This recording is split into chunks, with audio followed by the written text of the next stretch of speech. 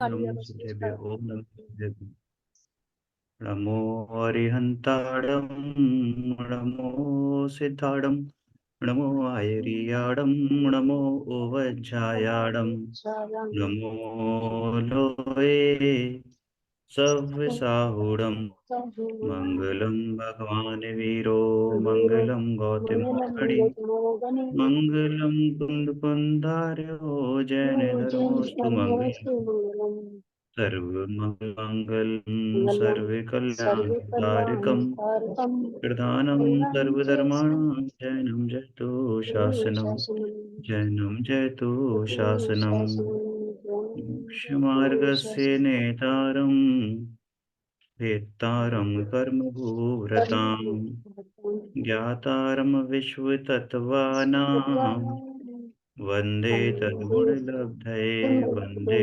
तद्गुणलब्धये। तत्वार सूत्र नाम का महाशास्त्र अपना विषय चल रहा है, पांचवा अधिकार और पांचवा अध्याय। और कल तक हमने 32 सूत्र तक कर लिया था। आज अपने को करने हैं 33 सूत्र से आगे स्कंद रूप बंध का स्वरूप। पुद्गल द्रव्य के परमाणुओं का स्कंद रूप बंध किस प्रकार होता है, अब यह स्पष्ट करते हैं। स्निग्ध रुक्षत्वाद बंधः न जगन्य गुणानां गुण साम्ये सदृशानां द्वैधिकादि गुणानां तु द्वैधिकादि गुणानां तु बंधेदिको पारिणामिको च स्निग्ध रुक्षत्वाद बंधः, यानी स्निग्धत्व और रुक्षत्व से पुद्गलों का परस्पर बंध होता है। एक्सप्लेनेशन आगे आएगा, अभी सिर्फ अर्थ पढ़ते हैं। न जघन्य गुणानाम, पर जघन्य गुण वाले पुद्गलों का बंध नहीं होता। इसी प्रकार गुणों की समानता होने पर तुल्य जाति वालों का बंध नहीं होता। दो अधिक शक्ति के अंश वालों का तो बंध होता है। दो अधिक आदि गुणानाम तो, यानी दो अधिक आदि शक्ति के अंश वालों का तो बंध होता है। बंध होते समय दो अधिक गुण वाला परिणमन कराने वाला होता है। क्या अर्थ है कि स्निग्धत्व अर्थात चिकनापन और रुक्षत्व अर्थात रूखापन, विगत सूत्रों में पुद्गल द्रव्य के मूलतः चार गुणों की स्पर्श रस गंध वर्ण, ये चार मूल गुण आए थे। और फिर उनकी उनकी चर्चा और फिर उनके जो प्रभेद थे, है ना, जैसे कि स्पर्श के 8 भेद, रस के 5 भेद, गंध के 2 भेद, फिर वर्ण के 5 भेद। उस प्रकार से जो स्पर्श रस गंध वर्ण की जो चर्चा हुई, यानी 20 गुणों की चर्चा हुई। उन 20 गुणों में स्पर्श गुण के 8 प्रकारों में मात्र स्निग्ध और रुक्ष, ये दो गुण ही बंध के कारण हैं। यानी चिकनापन और रूखापन ही मात्र बंध के कारण है। शेष 18 गुणों के कारण बंध नहीं होता, स्कंद नहीं बनते। यह हम अत्यंत स्पष्ट रूप से देखते हैं कि एक पुस्तक के रूखे 2 पृष्ठ आपस में चिपकते नहीं हैं, किंतु यदि उनके बीच में एक बूंद स्निग्ध यानी गोंद की आ जावे तो वे चिपक जाते हैं। अब उन पेजों में जो व्याप्त रंग है, रस है, गंध है, उससे चिपकने या नहीं चिपकने का कोई संबंध है नहीं।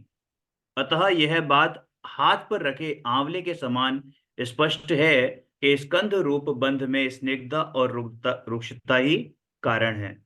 बहुत ही इजी था, इसमें कोई बात है नहीं। आगे और कि यद्यपि यह सत्य है कि स्निग्धता और रुक्षता से बंध होता है, तथापि परमाणु के स्कंद रूप बंध के लिए और भी अनेक शर्तें हैं। जैसे कि जघन्य गुण वालों का सामान गुण वालों का बंध नहीं होता।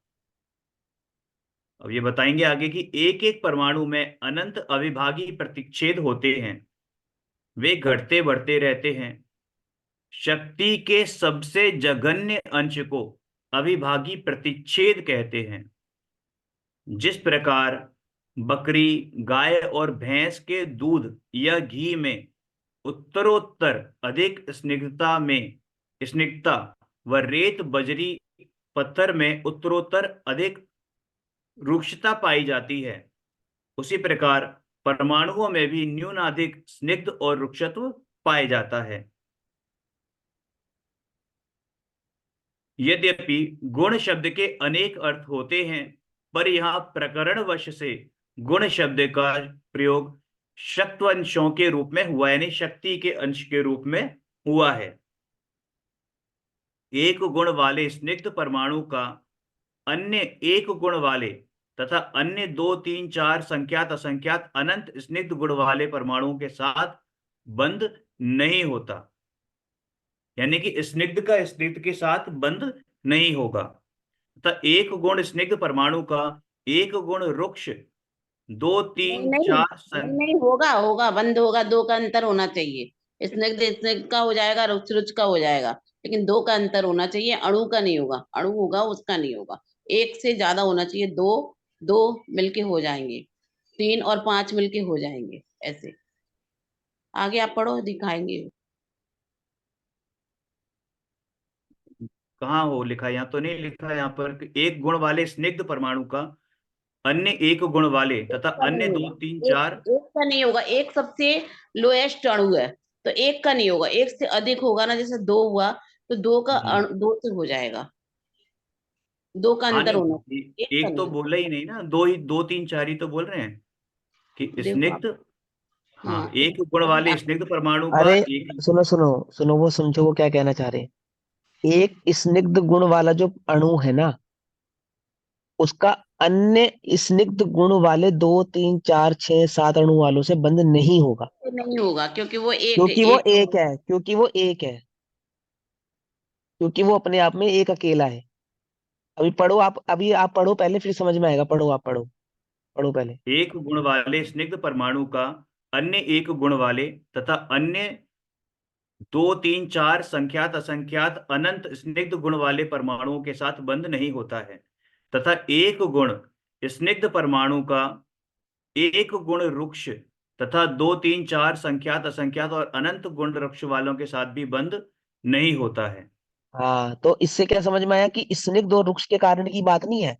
जो हम्म। एक गुण वाला अणु है ना, उसका किसी के साथ भी बंध नहीं होगा। हम्म। न न स्निग्ध वालों के साथ होगा, न रुक्ष वालों के साथ होगा, क्योंकि वो जघन्य गुण वाले हैं। जो एक एक अणु है, उसका जो गुण है वो जघन्य कहलाएगा, हम्म। और बाकियों का जघन्य नहीं है, बाकियों का अधिक हो गया। हाँ, तो वो पीछे आया था ना, ये लिखा हुआ था ये कि जगन्ना हाँ जगन्य गुणानाम। हाँ, तो हम्म। जघन्य होने के कारण उसका अन्य से बंधन नहीं होगा। बंध नहीं चाहे होगा। वो स्निग्ध, चाहे वो स्निग्ध हो, चाहे वो रुक्ष हो। चाहे रुक्ष हो। हम्म। हाँ, आगे।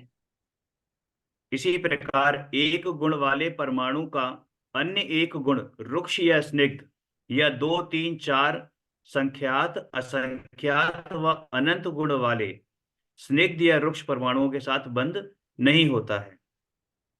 इसी प्रकार एक गुण वाले रुक्ष परमाणु का अन्य एक गुण रुक्ष या स्निग्ध या दो तीन चार संख्यात असंख्यात व अनंत गुण वाले स्निग्ध या रुक्ष परमाणु के साथ बंध नहीं होता। ये तो ऊपर वाली बात लग रही है मुझे, सबसे क्या हाँ, होता छोटी है ऊपर और इसमें? ऊपर सामान्य है। स्निग्ध, ऊपर स्निग्ध की अपेक्षा से समझाई थी, नीचे रुक्ष की अपेक्षा से समझा रहे हैं। रुक्ष की अपेक्षा से, हाँ वही है ना, वही चीज है। हाँ हाँ हाँ। दो स्निग्ध शक्त्यंश वालों का दो रुक्ष शक्त्यंश वालों के साथ, तीन स्निग्ध शक्त्यंश वालों का तीन रुक्ष शक्त्यंश वालों के साथ, दो स्निग्ध शक्त्यंश वालों का दो स्निग्ध शक्त्यंश शक्त्यंशों वालों के साथ, दो रुक्ष शक्त्यंशों का दो रुक्ष शक्त्यंश वालों के साथ बंध नहीं होता है। स्निग्ध परमाणु का दो अधिक शक्त्यंश वाले स्निग्ध परमाणु के साथ बंध होता है। स्निग्ध परमाणु का दो अधिक शक्त्यंश वाले, ये थोड़ा स्पष्ट करो आप, दो अधिक शक्त्यंश वाले मतलब जैसे। दो, जो दो परमाणु समान होंगे ना, उनका आपस में बंध नहीं होगा, चाहे रुक्ष में हो चाहे स्निग्ध में हो। ये बस इतनी सी बात बता रहे हैं। समान शक्ति वालों का बंध नहीं होगा, हम्म। दोनों नहीं, की दो शक्ति अधिक, समान है। नहीं तो लिखा है दो अधिक शक्त्यंश, ये का क्या मतलब है, दो अधिक दो शक्त्यंश अधिक वाले? होना चाहिए उसमें, रुक्षण उसका तो है ही नहीं चिकने का। दो अधिक होना चाहिए तभी होएगा, चाहे रुक्षण रुक्षण का भी हो जाएगा, चिकने चिकने का भी हो जाएगा। अभी और आगे पढ़ो, आपको सबके लिए होएगा। हाँ, दो दो का स्निग्ध आपस में परमाणु। गुण होता दो का अंतर होना हाँ, चाहिए बस। एक को छोड़ो दो आप, स्निग्ध उसके बाद दो से होगा, दो से दो का हो जाएगा, तीन से पांच का हो जाएगा, ऐसे। स्निग्ध परमाणु का दो अधिक शक्त्यंश वाले स्निग्ध परमाणु के साथ बंध होता है। रुक्ष परमाणु का दो अधिक शक्त्यंश वाले रुक्ष परमाणु के साथ बंध होता है। तथा स्निग्ध का रुक्ष का स्निग्ध के साथ सम या विषम गुणों के होने दो अधिक गुणानाम तु इस नियम से बंध होता है। किंतु जघन्य शक्त्यंश वालों का बंध सर्वथा वर्जनीय है। दो अधिक होएंगे ना, चाहे कोई भी हो, उनसे हो जाएगा, और कम होगा ना दो से तो नहीं होएगा। जब परमाणुओं का स्कंध रूप में बंध होता है तो अधिक गुण वाले परमाणु कम गुण वालों को स्वयं में समाहित कर लेते हैं। जैसे देख। रुक्ष रुक्ष के ज्यादा हुए और उसके कम हुए तो रुक्ष वो रूप ही हो जाएगा वो, ऐसे। वृक्ष के ज्यादा हुए और स्निग्ध और के कम उसके हुए कम हुए तो रुक्ष रूप ही हो जाएगा वो। तो रुक्ष रुक्ष रूपी। हाँ। हम्म। जिस प्रकार गीला गुड़ उस पर पड़ने वाली धूल को गुण रूप कर लेती है, उसी प्रकार कम शक्ति अंश वाले परमाणु या स्कंदों को अधिक गुण वाले परमाणु या स्कंद अपने रूप परिणमित कर लेते हैं। अच्छा। हाँ, तो वही चीज मैं कहने वाली थी कि हम्म अपने रूप कर लेते हैं ना वो, चिकना हम्म हो या रूखा हो। वो सारी चीजें आगे क्लियर है, हम पहले ही उस पे हम्म, वो क्या ना ये, हाँ। हाँ, वो ठीक है। फोकस करेंगे। दो दो गुण वाले स्निग्ध परमाणु के लिए चार गुण शक्त्यंश वाले स्निग्ध परमाणु पारिणामिक होते हैं, और दो शक्त्यंश वाले स्निग्ध परमाणु के लिए चार शक्त्यंश वाले रुक्ष व स्निग्ध परमाणु पारिणामिक होते हैं। दो शक्त्यंश वाले स्निग्ध परमाणुओं के लिए चार शक्त्यंश वाले रुक्ष व स्निग्ध परमाणु पारिणामिक होते हैं, तथा दो गुण शक्त्यंश वाले रुक्ष परमाणुओं के लिए चार शक्त्यंश वाले स्निग्ध व रुक्ष परमाणु पारिणामिक हैं। ठीक है। यह एक प्रश्न सहज ही उत्पन्न होता है कि इस प्रकार के निरूपण का क्या प्रयोजन है, क्योंकि इसमें अपना किया तो कुछ होना नहीं है। तो आचार्य अकलंक भगवान कहते हैं, तत्वार्थ राजवार्तिक में उक्त प्रकरण का समापन करते हुए लिखते हैं कि बंध की इतनी लंबी चर्चा करने का प्रयोजन यह है कि आत्मा के योग व्यापार से आत्मा के प्रदेशों में स्निग्ध रूप परिणत अनंत प्रदेशी कर्म बंध को प्राप्त होते हैं। ये ज्ञानावरण आदि कर्म अपनी 30 कोड़ा कोड़ी सागर आदि तक की स्थिति तक घन परिणामी बंध को प्राप्त रहते हैं, विघटित नहीं होते। तात्पर्य यह है कि जिस प्रकार पुद्गल परमाणुओं में बंध का कारण मात्र स्निग्धता और रुक्षता है, उसी प्रकार आत्मा के साथ कर्म बंधन का कारण भी आत्मा में होने वाली राग रूप स्निग्धता और द्वेष रूप रुक्षता ही है। ये आखिर में जो हिमांशु भाई, ये तो समझ में आ गया, लेकिन जो थोड़ा सा उनका बताइए, राज तत्वार्थ राजवार्तिक का क्या ये पूछा बताया इन्होंने? ये एक बार पढ़ो आप, कहाँ पे, मेरे को जरा हाईलाइट करना। हाँ, एक सेकंड। कौन सा अच्छा, ये वाला देखो। आचार्य अकलंक देव ने तर्कवाद राजवाटिका में उक्त प्रकरण का समाधान करते हुए लिखते हैं, क्या प्रकरण, कि ये परमाणुओं के बंध और स्निग्ध और रुक्ष के जो बंध के भेद हम बता रहे हैं, इसको बताने के पीछे क्या कारण है। कि बंध की इतनी लंबी चर्चा करने का प्रयोजन यह है कि आत्मा के योग व्यापार से, यानी आत्मा के प्रदेशों का जो चंचलपना होता है, ठीक है ना, हम्म आत्मा हम्म के प्रदेशों में जो चंचलपना होता है उसमें उससे जो आत्मा को बंध होता है, कर्म हम्म का बंध होता है ना, तो कर्म का परमाणु पुद्गल का है, हम्म और आत्मा जीव चेतन तत्व है। बरोबर। तो वो ये कह रहे हैं कि बंध तो दो, जो जो आपने ऊपर समझाया कि वो शक्त्यांश, चार शक्त्यांश वालों में बंद होता है, स्निग्ध और रुक्ष में बंद होता है, तो हम्म आत्मा के साथ उसका बंध कैसे होता है। तो पहली बात तो ये है कि आत्मा में जो राग और द्वेष के परिणाम होते हैं, वो हम्म पुद्गल परमाणुओं में स्निग्ध और रुक्षता के संदर्भ में बंध के कारण बनते हैं, यानी आत्मा का राग परिणाम वो और परमाणु को कर्म को बनने का कारण में स्निग्ध रूप हो जाता है, और जो हम्म आत्मा का द्वेष परिणाम है वो रुक्ष रूप हो जाता है। तो क्या लिख रहे हैं? आत्मा के प्रदेशों में स्निग्ध रूप परिणाम अनंत प्रदेशी कर्म बंध को प्राप्त होते हैं। ये ज्ञानावरणादि कर्म यानी 8 कर्म रूप अपनी 30 कोड़ा कोड़ी मैक्सिमम मैक्सिमम जो हम्म कर्मों के बंधने की स्थिति है, 30 कोड़ा कोड़ी सागर आदि तक की स्थिति तक घन परिणामी बंध को प्राप्त रहते हैं। इसके कारण हम्म आत्मा में राग और द्वेष के परिणाम होने के कारण विघटित नहीं होते, नहीं छूटते नहीं है, क्योंकि निरंतर हम्म। आत्मा राग द्वेष के परिणामों को करता रहता है। और मतलब जब वह एक राग एक कर्म परमाणु के बंधने की जो मैक्सिमम स्थिति है वो 30 गुणा कोड़ी सागर है, एक कर्म आठों की परमाणु के। नहीं नहीं, आठों की अलग अलग है। मैक्सिमम हम्म मैक्सिमम 30 कोड़ा कोड़ी है ज्ञानावरण आदि की, ज्ञानावरण की। ज्ञानावरण की अलग है, दर्शनावरण की अलग है, अंतराय की हाँ अलग है, नहीं मोहिनी वो की अलग है। वही, हाँ मैं वही कह रहा हूँ, हाँ एक परमाणु हाँ की मैक्सिमम स्थिति बता रहे हो ना आप, एक कर्म हाँ मैं परमाणु की। हाँ, मैक्सिमम कर्म स्थिति ज्ञानावरण की सबसे ज्यादा है ना, तो ज्ञानावरण हम्म आदि की इसलिए इसमें 30 कोड़ा कोड़ी बताइए। हम्म।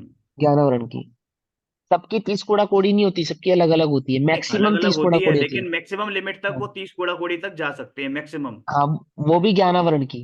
मोहिनी हाँ की तो ज्यादा होती है, 70 कोड़ा मोहिनी कोड़ी। की 70 कोड़ा कोड़ी होती है उसकी, 70 हाँ। कोड़ा कोड़ी होती मोहिनी की 70 कोड़ा कोड़ी होती है।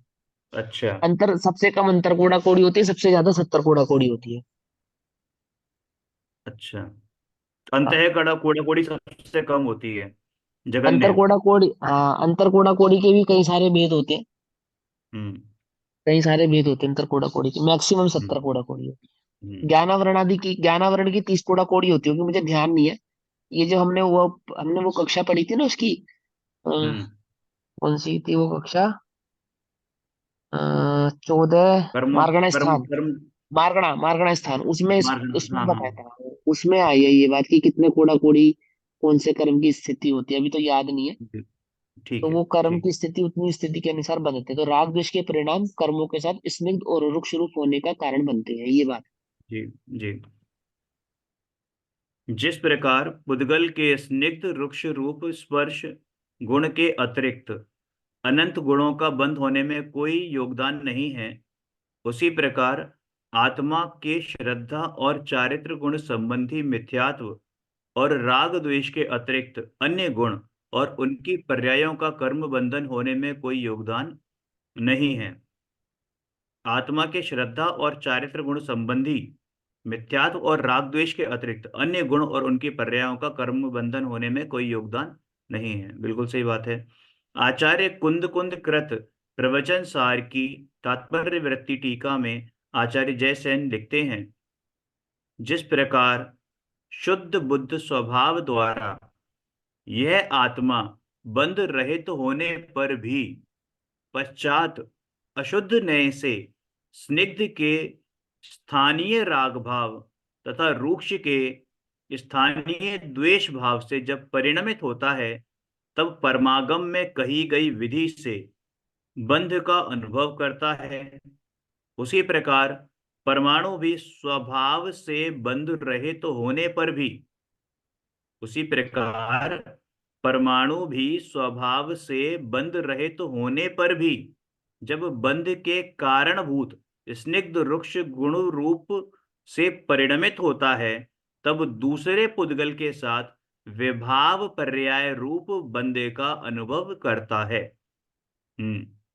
बकरी के दूध में, गाय के दूध में, भैंस के दूध में चिकनाई की वृद्धि के समान जिस प्रकार जीव में बंध के कारणभूत स्निग्ध के स्थानीय रागपना तथा रुक्ष के स्थानीय द्वेषपना जघन्य विशुद्धि संक्लेश स्थान से प्रारंभ कर परमागम में कहे गए क्रम से उत्कृष्ट विशुद्धि संक्लेश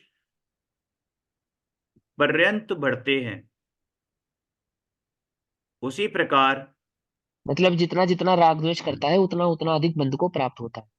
जिस प्रकार बकरी के दूध में जितनी चिकनाई होती है उससे अधिक गाय के दूध में होती है, और हम्म जितनी गाय के दूध में होती है उससे अधिक भैंस के दूध में होती है, उसी हम्म प्रकार जीव के कारण वो जितने जितने राग द्वेष होते हैं हम्म उतने उतना जीव कर्म के बंध को प्राप्त होता है, और हम्म जितनी जितनी विशुद्धि होती है उतना हम्म उतना कर्म बंध को प्राप्त नहीं होता।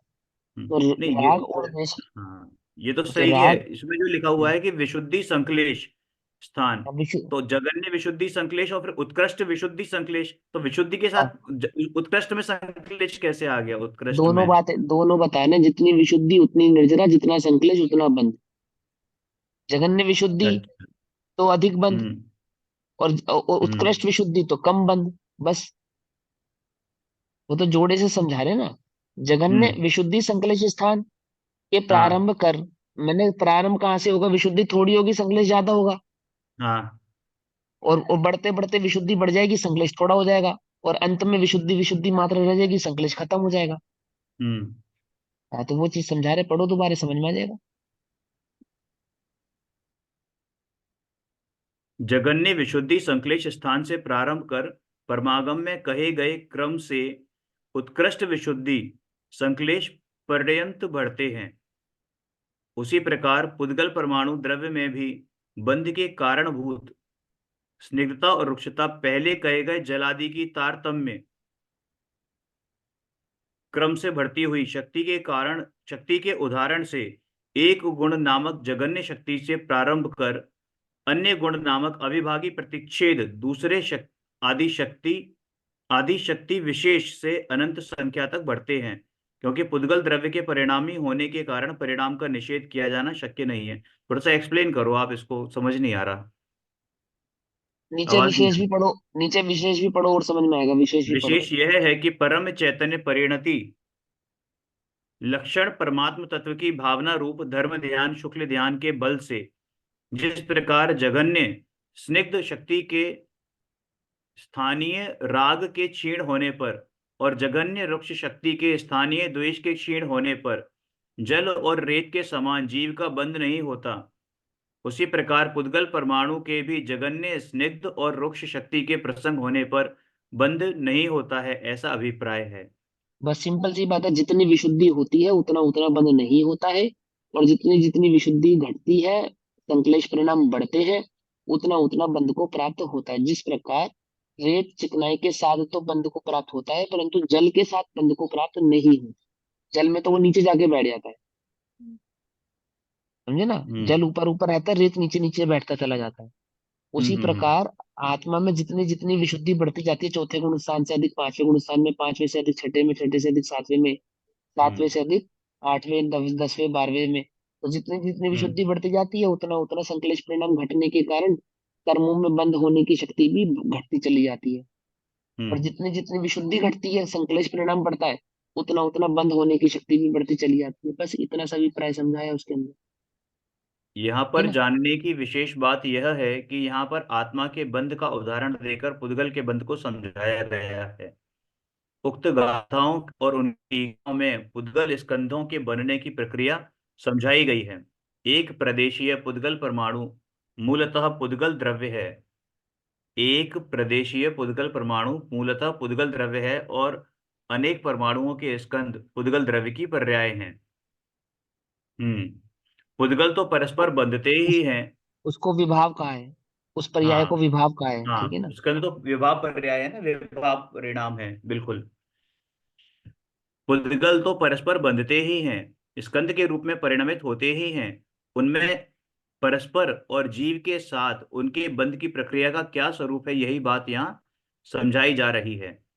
उक्त बंध होने में कारण उनमें होने वाली स्निग्धता और रुक्षता है। यद्यपि जीवों में स्निग्धता और रुक्षता नहीं होती, तथापि राग द्वेष होते हैं। जीव के साथ पौद्गलिक कर्मों का बंध और नौ कर्मों का संबंध होने के कारण जीव की राग रूप स्निग्धता और द्वेष रूप रुक्षता ही है। बंध होने की उक्त संक्षिप्त प्रक्रिया यहाँ समझाई जा रही है। यह तो ठीक है कि आत्मा में उत्पन्न होने वाले मोह राग द्वेष ही मूलतः बंध के कारण है, पर पुद्गल का पुद्गल के साथ बंध की यह प्रक्रिया तो अप्रयोजन भूत है। तो ये कह रहे हैं, हाँ यह तो है, आप यह नहीं समझ पाएंगे तो आपका कोई बड़ा नुकसान होने वाला है नहीं, पर लौकिक कार्यों में इतनी बुद्धि भ्रमाते हैं, तो थोड़ी बहुत सर्वज्ञ कथित इस विषय में लग जाए तो कोई हानि नहीं है। हम्म। कुछ पूछना है किसी को भैया यहाँ पर? नहीं, समझ आ गया। द्रव्य का लक्षण। इसी अध्याय के 29-30वें सूत्र में द्रव्य का लक्षण बताया गया है। अब द्रव्य के लक्षण को प्रकारांतर से स्पष्ट करते हैं। गुण पर्याय द्रव्यम। द्रव्य गुण और पर्याय वाला होता है। जो द्रव्य के संपूर्ण भागों और उसकी संपूर्ण अवस्थाओं में रहते हैं उन्हें गुण कहते हैं। अच्छा हिमांशु भाई, थोड़ा सा है ना अविभाज्य प्रतिच्छेदों के बारे में स्पष्ट करो, बड़ा कंफ्यूजन हो जाता है कभी कभी। जो विभाग को प्राप्त नहीं होते, नहीं अविभाग।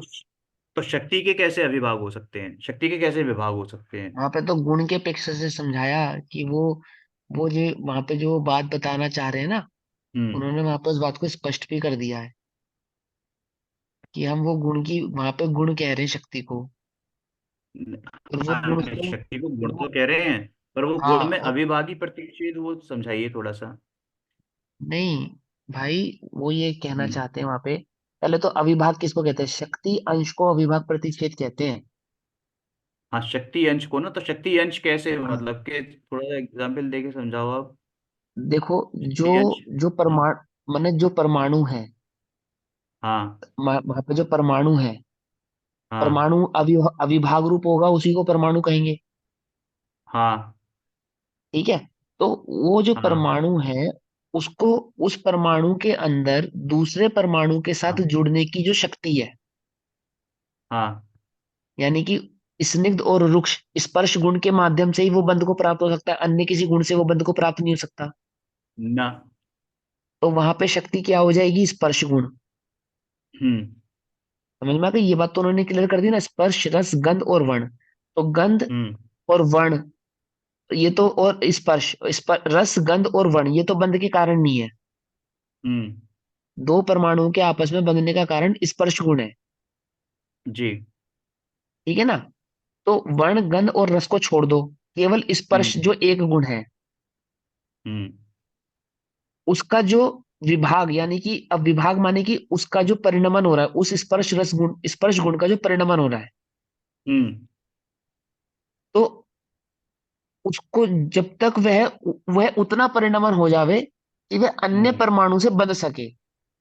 हम्म। बात समझ में आ रही नहीं आ रही है? मेरी बात हाँ समझ में ही नहीं समझ हम्म। माना हम्म। उसमें इतना रुक्षपना या इतना इतना स्निग्धपना उत्पन्न होवे कि वो अन्य रुक्ष या स्निग्ध परमाणु से बंध को प्राप्त हो सके। हम्म। तो उतनी शक्ति का भी प्रकट ना होना, हम्म। वो अविभाग प्रतिच्छेद माने कि अणु न्यूनतम हम्म। न्यूनतम उसकी अणु न्यूनतम अणु शक्ति की, हाँ, उसकी अणु की न्यूनतम शक्ति का जो हम्म। परिणमन होगा, उसको वहां पे कहा शक्ति अविभाग शक्ति प्रतिच्छेद। ये जो आप बात कर रहे हैं ये स्वभाव की बात नहीं कर रहे, ये प्रकटपने की बात कर रहे हैं। स्वभाव ही प्रकट होगा, विभाव थोड़ी, वहां पे नहीं विभाव की नहीं, तो बात ही नहीं ना। मेरा मतलब ये सामर्थ्य अलग चीज होती है और जो प्रकटपना है वो अलग है। सर्वज्ञता सर्वज्ञत्व मेरा स्वभाव है, सर्वज्ञत्व। नहीं नहीं, अब सर्वज्ञता का बंध से क्या लेना देना? फिर वही बात, स्पर्श। जब एक बात तो उन्होंने कह दी कि अन्य गुणों की बात ही नहीं है, सिर्फ स्पर्श गुण की बात है, वो मैं तो ज्ञान उसकी गुण जो में चले गया। नहीं नहीं मैं उसकी बात नहीं कर रहा हूँ, मैं तो एक जनरल बात कर रहा हूँ कि जैसे जर्नल सर्वज्ञत्व बात में नहीं मेरा लगेगा स्वभाव। ना। हम्म। जर्नल बात में अविभाग प्रतिच्छेद लगेगा ही नहीं ना। अच्छा। मात्र मात्र स्पर्श गुण में ही लगेगा। अच्छा। उन्नीस पर। जैसे जैसे हम्म। क्या कहते हैं उसको, जो हमारी जो सूक्ष्म पर्याय होती हैं, अर्थ पर्याय, हम्म। हम्म। वो अगुरु लघुत्व गुण से संबंधित होती है मात्र। बिल्कुल। इसी प्रकार अविभाग प्रतिच्छेद मात्र स्पर्श गुण से संबंधित होता है। अच्छा। हाँ, समझ में ये बात? और हम्म। इसको अगर साधारण भाषा में सब कहें तो इतना कह दो कि जो सबसे छोटा परमाणु है, हम्म। उस सबसे छोटे परमाणु का जो न्यूनतम परिणमन है, हम्म। न्यूनतम कि उससे न्यून, यानी उससे कम परिणमन नहीं हो सकता, हम्म। उसको अविभाग प्रतिच्छेद कहते हैं। तो ये जो अविभाज्य प्रतिच्छेद है केवल केवल परमाणुओं के संदर्भ में बात होती है, जीव के संबंध में नहीं। जीव के संदर्भ में भी होती है, लेकिन सिर्फ कर्म से बंधने की अपेक्षा से मात्र। अच्छा।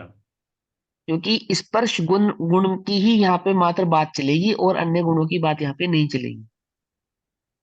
हम्म समझ में आई बात? अनुभाग की देखो, प्रकृति, प्रदेश, अनुभाग और स्थिति, हम्म चार चीजें होती हैं। हम्म तो अनुभाग किसे कहते हैं? इंटेंसिटी। अनुभाग यानी फल देने की शक्ति, हाँ, इंटेंसिटी बिल्कुल। है ना? तो एक हम्म सबसे छोटे परमाणु की जो स्पर्श गुण की इंटेंसिटी है, हम्म वो जो सबसे न्यूनतम इंटेंसिटी है, उसको प्रति प्रतिभाग, अविच्छेद प्रतिभाग कहते हैं। अविभागी प्रतिच्छेद। अविभाग प्रतिच्छेद कहते हैं, अविभाग प्रतिच्छेद कहते ठीक है, हैं। बस। समझ गया। समझ में आई बात? हाँ। हम्म अब जीव में लगाएंगे, तो जीव की भी उसी तरह से लगा लेंगे कि जीव के एक प्रदेश में हम्म जो सबसे न्यूनतम इंटेंसिटी है, हम्म उसको जीव संबंधी अविभाग प्रतिच्छेद बोलेंगे। बोलेंगे जी। ठीक है। और आगम में उसको योग संबंधी अविभाग कहते हैं, मतलब जीव संबंधी ना कहकर योग उसको योग संबंधी। कहते हैं। हाँ, उसको योग संबंधी कहते हैं। ठीक। ठीक। द्रव्य गुण और पर्याय वाला होता है। जो द्रव्य के संपूर्ण भागों यानी प्रदेशों और उसकी संपूर्ण अवस्थाओं यानी कि पर्यायों में रहते हैं, उन्हें गुण कहते हैं। जैसे ज्ञान आत्मा का गुण है। आत्मा के समस्त यानी असंख्य प्रदेशों और निगोद से लेकर मोक्ष तक की समस्त पर्यायों में पाया जाता है। स्पर्श रस गंध और वर्ण पुद्गल द्रव्य के गुण हैं। वे पुद्गल के प्रदेशों और पर्यायों में पाए जाते हैं। द्रव्य या गुणों के परिणमन को पर्याय कहते हैं। प्रत्येक द्रव्य के प्रत्येक गुण की प्रति समय एक पर्याय होती है। इस प्रकार द्रव्य में गुण तो एक साथ होते हैं और पर्याय क्रमशः होती हैं। यही कारण है कि गुणों को अन्वयी, अन्वयी और पर्यायों को व्यतिरेकी कहा जाता है। प्रश्न है कि 29 से 30वें सूत्र में उत्पाद व्यय द्रव्य से युक्त सत्य को द्रव्य कहा था, और यहाँ द्रव्य को गुण और पर्याय वाला बताया जा रहा है। द्रव्य की उक्त दोनों परिभाषाओं में कोई विशेष अंतर नहीं है, क्योंकि पर्याय उत्पाद व्यय रूप होती हैं और गुण द्रव्य रूप। इसलिए चाहे द्रव्य को गुण पर्यायवान कहो और चाहे उत्पाद व्यय द्रव्य रूप सत्वाला कहें, एक ही बात है। स्पष्ट है ना? तो सबने पढ़ा हुआ है, सबने बाल बोध में। स्पष्ट है, स्पष्ट है। काल द्रव्य, जीव, पुद्गल, धर्म, अधर्म और आकाश, इन 5 अस्तिकाय द्रव्यों की चर्चा तो विस्तार से हुई, पर बहुप्रदेशी न होने से अभी तक काल द्रव्य की चर्चा नहीं हुई। अब उसकी चर्चा करते हैं। कालश्च स्वअनंत समय, और काल भी द्रव्य है, और वह काल द्रव्य कैसा है? अनंत समय वाला है। काल भी एक द्रव्य है, क्योंकि द्रव्य की उक्त परिभाषाएं काल में भी पाई जाती हैं। वह गुण पर्याय वाला तो है ही, उत्पाद व्यय और द्रव्य से भी सहित है।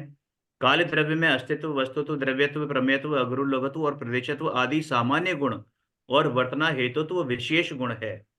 अतः यह गुण वाला है, और निरंतर परिवर्तनशील होने से पर्याय भी उनके हैं ही। उसका अस्तित्व है, पर बहुप्रदेशी नहीं होने से वह कायवान नहीं है। तो इस कारण उसको अस्तिकाय का दर्जा नहीं दिया गया है ना। हम्म काल द्रव्य एक प्रदेशी है, अतः उसे अप्रदेशी भी कहा जाता है। काल द्रव्य एक दो नहीं, असंख्य हैं। जितने लोकाकाश के प्रदेश हैं उतने ही काल द्रव्य हैं। लोकाकाश के एक एक प्रदेश पर एक एक कालाणु द्रव्य, है ना, मणियों की भांति खचित हैं। खचित मतलब फिक्स हैं। उक्त संदर्भ में द्रव्य संग्रह में एक गाथा प्राप्त होती है, जो इस प्रकार है।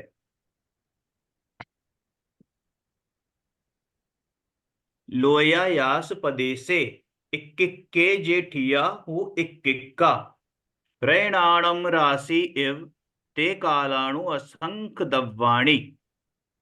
लोकाकाश के एक एक प्रदेश पर एक एक कालाणु द्रव्य रत्नों की राशि की भांति पृथक पृथक जुड़े हुए हैं, वे कालाणु कैसे हैं? असंख्य हैं। पर काल द्रव्य अनंत समय वाला है। वर्तमान का एक समय, भूतकाल के अनंत समय और उनसे भी अनंत गुणे भविष्य के समय। इस प्रकार यह काल द्रव्य अनंत समय वाला है। गुण और पर्याय। 38वें सूत्र में द्रव्य को गुण पर्याय वाला कहा था। अब गुण पर्याय का स्वरूप स्पष्ट करते हैं। द्रव्याश्रया निर्गुणा गुणाः तद्भावः परिणामः। द्रव्य के आश्रय में रहने वाले गुण स्वयं निर्गुण होते हैं। तात्पर्य यह है कि एक गुण के आश्रय से दूसरे गुण नहीं रहते। द्रव्य या गुणों का होना अर्थात प्रति समय बदलते रहना यह परिणाम है। परिणाम यानी पर्याय। द्रव्य और उसके गुणों में आधार आधेय संबंध है। आधार आधेय मतलब क्या? कि जैसे गुण जिसमें होते हैं वो आधार, यानी आधार कौन? जैसे अगर हम जीव की बात करें तो ज्ञान, दर्शन, सुख, वीर, प्रभुता, विभूता, ये सब गुण है। तो जीव क्या हो गया? आधार हो गया। और ये कौन हो गए? आधेय हो गए। जितने भी गुण हैं वो आधेय हो गए। ऐसे स्पर्श रस गंध वर्ण जो है पुद्गल के हैं, तो पुद्गल आधार हो गया और बाकी सब आधे, जो उसके गुण है वो आधेय हो गए। ठीक है। एग्जाम्पल दिया है कि जिस प्रकार तेल तिल्ली के सभी अवयवों यानी कि सब जगह कंपोनेंट्स में व्याप्त रहता है, उसी प्रकार गुण भी द्रव्य के सभी प्रदेशों और पर्यायों में व्याप्त होकर रहते हैं। जिस प्रकार द्रव्य में गुण पाए जाते हैं, उसी प्रकार एक गुण में अन्य गुण नहीं पाए जाते। इसलिए यहां गुणों को निर्गुण कहा है ना। गुण दो प्रकार के होते हैं, सामान्य और विशेष। जो गुण सब द्रव्यों में समान रूप से पाए जाते हैं उन्हें सामान्य गुण कहते हैं। जैसे अस्तित्व, वस्तुत्व, द्रव्यत्व, प्रमेयत्व, अगरु, लघुत्व और प्रदेशत्व आदि गुण सभी द्रव्यों में पाए जाते हैं, अतः यह सामान्य गुण है। और जो गुण जिस द्रव्य की विशेषता को बताते हैं मात्र उसी द्रव्य में पाए जाएं, तो वे गुण उस द्रव्य के विशेष गुण हैं। जैसे कि चेतनत्व जीव द्रव्य का विशेष गुण है, मूर्तत्व पुद्गल द्रव्य का विशेष गुण है, गति हेतुत्व धर्म द्रव्य का विशेष गुण है, और स्थिति गमन पूर्वक स्थिति हेतुत्व अधर्म द्रव्य का विशेष गुण है। अवगाहन हेतुत्व आकाश द्रव्य का और परिणमन हेतुत्व या वर्तना हेतुत्व काल द्रव्य का विशेष गुण है। प्रश्न यह है कि यहाँ द्रव्य के आश्रय में रहना और अन्य गुणों से रहित होना गुण का स्वरूप कहा है, पर पर्याय भी तो द्रव्य के आश्रय में रहती है और उसमें कोई गुण नहीं रहता, अतः निर्गुण भी है। तो ऐसी स्थिति में गुण और पर्याय में कुछ अंतर नहीं रहता। तो कहते हैं कि गुण के आश्रय में, गुण द्रव्य के आश्रय में नित्य रहते हैं, पर्याय नित्य नहीं है, एक समय की है, अनित्य है। गुण अक्रमवर्ती होते हैं और पर्याय क्रमवर्ती होती हैं। इसलिए पर्याय गुणों से भिन्न है। इसलिए गुण की उक्त परिभाषा पर्यायों में नहीं रहती, अतः उक्त कथन में कोई दोष नहीं है। इस प्रकार यहाँ 5वां अध्याय समाप्त होता है। एक बार इसको पढ़ते हैं, सत्य की खोज। पर इसमें कोई दिक्कत तो नहीं है सभी को, है ना? सब पढ़ा हुआ है ये सब बाल बोध में, है ना? हाँ ये सब पढ़ा हुआ है। पर से भिन्न निज को जानने से क्या मतलब? पर क्या पर को नहीं जानना है, मात्र पर से भिन्न निज को जानना है। पर से भिन्न निज को जानने से क्या मतलब? क्या पर को नहीं जानना है, मात्र पर से भिन्न निज को जानना है। पर को जानना है, पर उसे मात्र जानना है, उसमें जमना रमना, उसमें डटना नहीं है, उससे हटना है। क्योंकि निज को जानकर उसमें जमना भी है, रमना भी है, समा जाना भी है। अपने में ही समा जाना भेद विज्ञान का फल है। पर को भी जानना है पर उसकी गहराई में नहीं जानना। निज को जानना भी है और उसकी गहराई में भी जाना है। क्यों? क्योंकि पर को जानना हमारा मूल प्रयोजन नहीं है। निज को जानना, मानना, निज में ही जमना रमना समा जाना आत्मार्थी का मूल प्रयोजन है। पर को तो मात्र इसलिए जानना है कि पर को निज ना मान लिया जाए। अतः निज को तो निज को जानने के लिए जानना है, परंतु पर को भी निज को जानने के लिए जानना है। निज को जानना मूल प्रयोजन है, क्योंकि निज को जानने में ही अपना हित है। पर को जानो ठीक, ना जानो तो ठीक। जब आत्मा को जानना स्वभाव है तो भी जानने में आ ही जाता है। आज के लिए विशेष इतना ही, बाकी कल करेंगे। ओम नमः सिद्धेभ्य। निज निधि निज में बताई, यह अनंत उपकार है। उसके लिए जिन वाणी माँ को वंदना शत बार है। वंदना शत बार है। वही परम नमो, सतराम नमो, हरि नमो, सब सब।